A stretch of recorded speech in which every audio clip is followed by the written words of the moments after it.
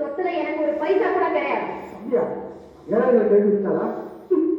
இல்லை இல்லை, நான் கல்யாணம் செய்துட்டாதான் அந்த சொத்துக்கள் எனக்கு கிடைக்கும் உயிர் என்று எங்க அப்பா. அப்படியா? கல்யாணம் பண்ணிங்க, சொத்து நிறைய கிடைக்கும். அந்த மாதிரி சோம்பையோட நான் வாழ்க்கை நான் கல்யாணத்தையே வெறுக்கிறேன். அது பொறுமையான திருவிழா, ஆளுக்கு பெண் அடிமையாக அக்கிரமமான ஒப்பந்தம். Very good very good. என்ன புரட்சியமான கருத்து அம்மாடி. எதிர்காலத்துல உங்களை பத்தி ஒரு கருத்துமே எழுதுவாங்க. ஆனா இதுவரைக்கும் பெண்களை பத்தி எழுதி வச்சிருக்காங்களே, அந்த மாதிரி ஏன் கருத்துல இருக்காது வேலையா? அந்த காலத்துல இருந்து இன்னைக்கு வரைக்கும் ஆண் தான் உயர்ந்தவர், அந்த ஆளுக்கு பணிவிட செய்யறதுக்காகத்தான் ஆண்டவன் பெண்ணை படைச்சாங்க. புராணம், கதை, கவிதை எல்லாமே எழுதி வச்சிருக்காங்க. ஏன் வேலை நீங்க சொல்லு. இந்த நாட்டுல பிறந்த மகா வேலை பெண்ணுக்கு தான் புத்தி சொன்னாங்களே தவிர ஆணுக்கு எந்த உபதேசமாக எங்கேயாவது உண்டா? எப்போதாவது உண்டா? இல்ல அதை கேட்க இது வரைக்கும் ஒரு நாள் இருந்தது உண்டா? ஏங்க அதான் நீங்களும் இருக்கீங்க. நல்லா கேளுங்க.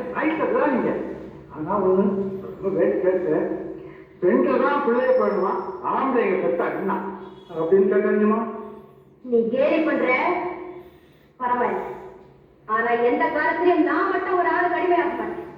ஒரு பெண் சரியா வாழ முடியும்னு நிரூபிச்சுக்காரு. தெரிஞ்சோ தெரியாமலோ ஒரு அநியாயமான முடிவு நாம சொல்லணுமா? தேவை. கல்யாணத்தை பத்தி என்ன முடிவு? இந்த கல்யாணம் சொத்துக்காக வாழ்க்கைக்காக, அப்படித்தான்? ஆமா. அதாவது இந்த கல்யாணம் முடிஞ்சதும் கணவன் உயிரோடு இருக்கக்கூடாது. ஆமா ஆமா ஆமா. ஏமா கோவையும் கொட்டையும் காப்பாற்றா பெண் குழந்தை போறாரு. கேவலம் பணத்துக்காக அதெல்லாம் இறங்கி இது நியாயமா? இது நியாயமா இல்லையான்னு கேட்கறதுக்காக நான் இங்க வரல. கல்யாணம் செய்துக்க முடியுமா? முடியாது. தாலி இருக்கா? ஏனையா தாலி சொன்னாங்கம்மா. அப்பா நீ கல்யாணம் சம்மதிக்கல? எப்படியோ ஊர் போக போகுது, அது ஒரு முயற்சி பயன்படுத்தினேன். தெரிஞ்சுதாங்க அம்மா. சரிம்மா. சரியா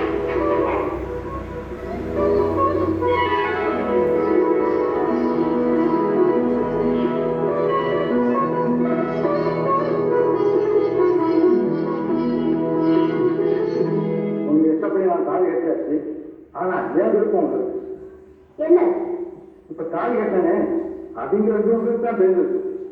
ஆனா தாலியை கட்ட போறீங்களே, அது 4 பேருக்கு மட்டும் தெரிஞ்சா பத்தாது, 4 பூராவுக்குமே தெரியும்.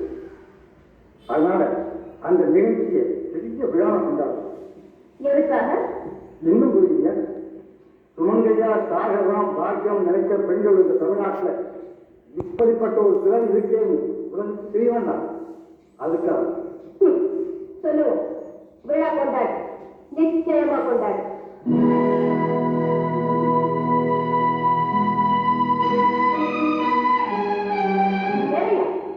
கொஞ்சம் நினைக்க.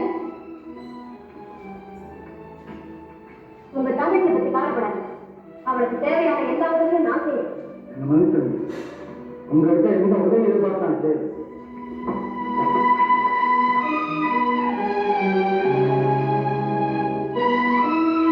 தம்பி, இவ்வளவு நல்ல பிள்ளையா இருக்கீங்களே, உங்களுக்கு ஆசை தண்டனை. அது மட்டுமா கல்யாணம் நடந்தது பார்த்தீங்களா? எல்லாரு ஐயா ஒரு வேண்டி கேட்டுக்கிறேன். நீங்களும் எனக்கு குற்றவாளி நினைச்சது உண்மையிலே நான் விரும்புறேன். அவங்களை தான் காப்பாற்றணும் தம்பி.